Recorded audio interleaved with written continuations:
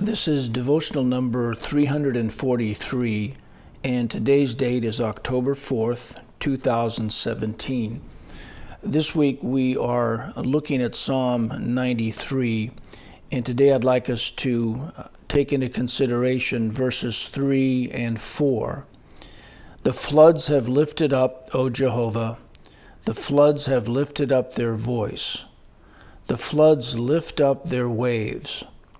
Jehovah on high is mightier than the noise of many waters, yea, than the mighty waves of the sea.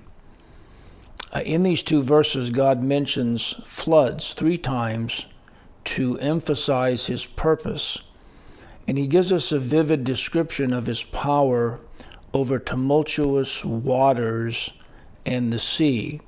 Now, we know, of course, that God is in total control of the forces of nature. But how does all that relate spiritually? We know that waters can refer to the water of the gospel during the day of salvation.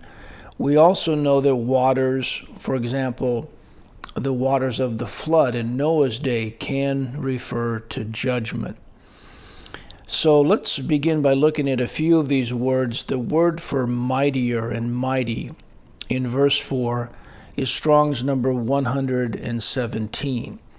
And it's translated into 10 different English words, and one of them is excellent, that applies to God in Psalm 8:1.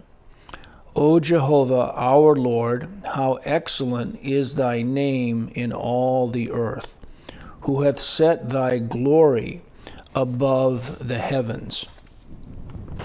We also see this with regard to believers as well as to the non-elect.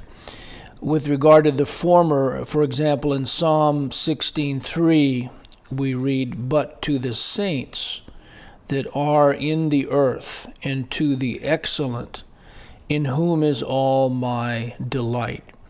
And then in Psalm 136:18, with regard to the non-elect, we read, And slew famous, that's how this word is translated here, famous kings, for his mercy endureth forever. And these kings, we read in the following verses, are Sihon and Og, whom the Israelites overthrew. Now, if we go to another passage, this is Isaiah 17:12 through 13, which also talks about the waters. Woe to the multitude of many people, which make a noise like the noise of the seas, and to the rushing of nations that make a rushing like the rushing of mighty waters. The nations shall rush like the rush of many waters, but God shall rebuke them, and they shall flee far off, and shall be chased as the chaff of the mountains before the wind, and like a rolling thing before the whirlwind. In this passage, God is equating the multitude of many people and the nations to the seas. This word for seas is 32:20, and it's the same Hebrew word that is found in Psalm 93:4. And the same with regard to the mighty waters and many waters. And notice, however, also the language of God's judgment in verse 13. God shall rebuke them. Also, God says, woe in verse 12, to indicate that he is pronouncing judgment upon the unsaved of the world. So with regard to the seas, again, it can refer to hell or the grave, and it can refer to those that God saves out of the sea, as well as those whom God keeps, or they remain in the sea. In other words, they don't have salvation. An interesting verse related to this in the New Testament is in Matthew 11:12, where it says, "And from the days of John the Baptist until now, the kingdom of heaven suffereth violence, and the violent take it by force." And we see this frequently as when we hear people talk about the gospel, they talk about a free will gospel. And it's like they're trying to enter in by their own means. They're not really going through the door. They are attempting to get in another way, as we read in John 10, having to do with the thief that comes in another way. Now, we also can look at another passage. This is Psalm 46, 1-6. And we find here the word, which is Strong's number, 6963. It's normally translated as voice. But I'll go ahead and read these passages here. It's the same word for noise that we find in Psalm 93, 3 and 4. It's used twice, in fact. And again, it's either translated as voice or sound. There's also another word here, which we'll see in this passage, which is roar. And it is 1993.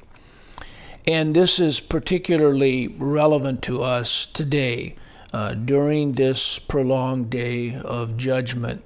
Again, this is Psalm 46, 1-6. God is our refuge and strength, a very present help in trouble. Therefore will not we fear, though the earth be removed, and though the mountains be carried into the midst of the seas. Though the waters thereof roar, and this roar is 1993, and be troubled. Though the mountains shake with the swelling thereof, Selah. There is a river, and this is 5104. It's the same word as floods in our passage. The streams whereof shall make glad the city of God, the holy place of the tabernacles of the Most High. God is in the midst of her, she shall not be moved. God shall help her, and that right early. The heathen raged. This is the same word as roar, 1993. The kingdoms were moved. He uttered his voice. This is 6963 voice. The earth melted. The